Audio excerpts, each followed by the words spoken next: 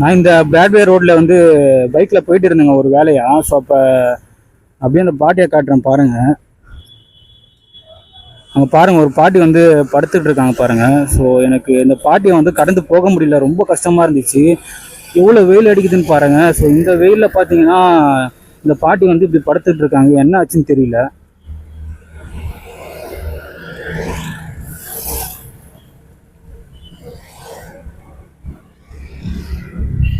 பாட்டி பாட்டி அவங்க பார்க்கவே ரொம்ப கஷ்டமா இருக்குங்க. பாட்டி என்னாச்சு, சாப்பிட்டீங்களா?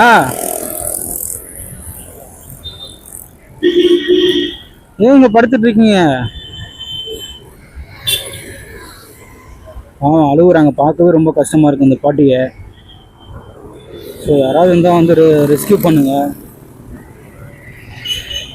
பார்க்க ரொம்ப கஷ்டமா இருக்குங்க இந்த பாட்டியை.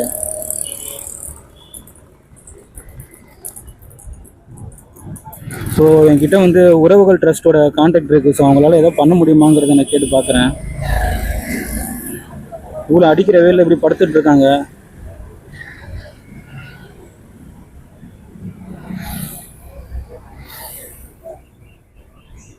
ஓரமாக படுங்க பாட்டி, அப்படி ஓரமாக படுக்க வேண்டியது தானே.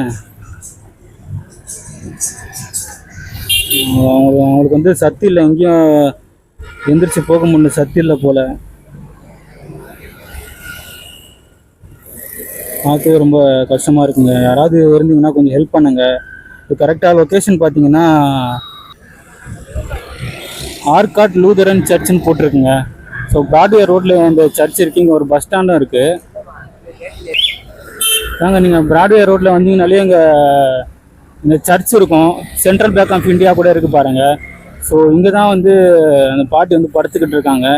ஒன்றுமே முடியாத அளவுக்கு ரொம்ப வந்து வெயிலில் படுத்துக்கிட்டு இருக்காங்க. பார்க்கவே ரொம்ப கஷ்டமாக இருக்குது. எப்படி தான் வந்து இந்த மாதிரிலாம் விடுறாங்கன்னு தெரியல. இவங்களும் கண்டிப்பாக பசங்களாம் இருக்காங்க. இந்த பாட்டி யாருன்னு தெரியுமா? தெரியாதா?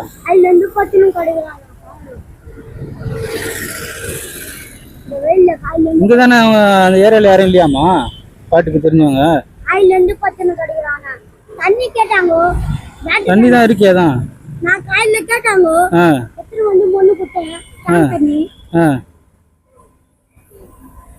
சரி இரு, நான் ஃபோன் பண்றேன். யாராவது வந்து கூட்டு போறாங்களான்னு ஃபோன் பண்றேன்.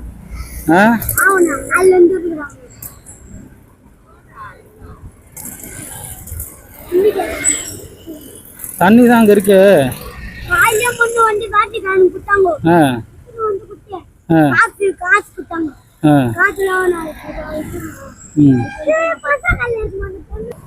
இப்போ வந்து நான் அந்த பாட்டியை ரெஸ்கியூ பண்ணுறதுக்காக நான் காவல்காரங்களை வந்து காண்டாக்ட் பண்ணியிருக்கேன். ஸோ கமிஷனர் ஆஃபீஸில். ஸோ அவங்க வந்து கரண்ட் லொக்கேஷனையும் அந்த பாட்டியோட கண்டிஷனையும் வந்து கேட்டாங்க, நான் சொல்லியிருக்கேன். ஸோ அவங்க வந்து ரெஸ்கியூ பண்ணுவாங்கன்னு நம்புகிறேன். அந்த பாட்டியால் வந்து எந்த ஒரு ரெஸ்பான்ஸும் பண்ண முடியல. என்னன்னு புரியல, பார்க்கவே ரொம்ப கஷ்டமாக இருக்குது. பார்க்கலாம் என்ன நடக்குதுன்னு.